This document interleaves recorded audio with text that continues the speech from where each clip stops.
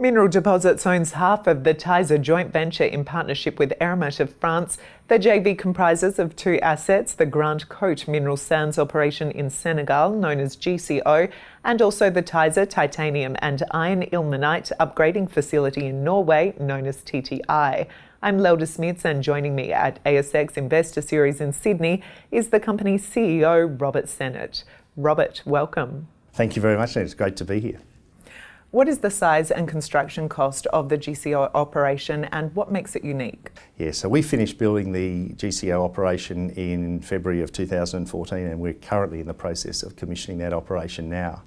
When it's fully commissioned, it'll produce 575,000 tonnes of ilmenite and 85,000 tonnes of zircon. It cost us $650 million to build, so it'll be a great operation when it's finished. What are your ambitions for GCO and also your timeline for achieving them? Well, the focus very much at this stage is on the commissioning of GCO. We've told people that we're looking to have it all up and running at design capacity by the end of third quarter this year, so we're working very hard to make sure that that happens. And then once we've done that, we'll then integrate it with our operations in Norway at TTI, and hopefully all of our shareholders will then benefit from all the vertical integration and benefits that flow from that and operating those two things together. So what does TTI produce, and how does it complement the GCO operation? As I mentioned earlier, we produce a raw material at GCI. That ilmenite goes across to TTI, where it's transformed into a high-grade titanium slag, which is then on-sold to pigment producers around the world. The interrelationship between GCO and TTI is a very important one, because it allows a secure home for the GCO ilmenite, and it also provides security supply for TTI.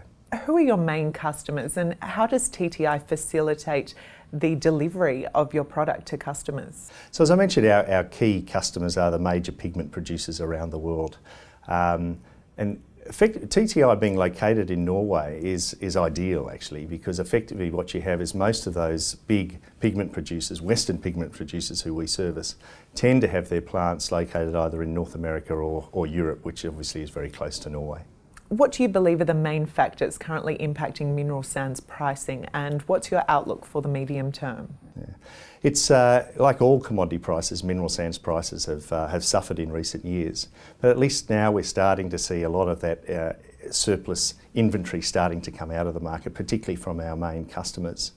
The drivers of the mineral sands market tends to be global GDP. So as most of the products end up in paints and papers and plastics. So as the world starts to recover, hopefully we start to see mineral sands pricing heading the same way.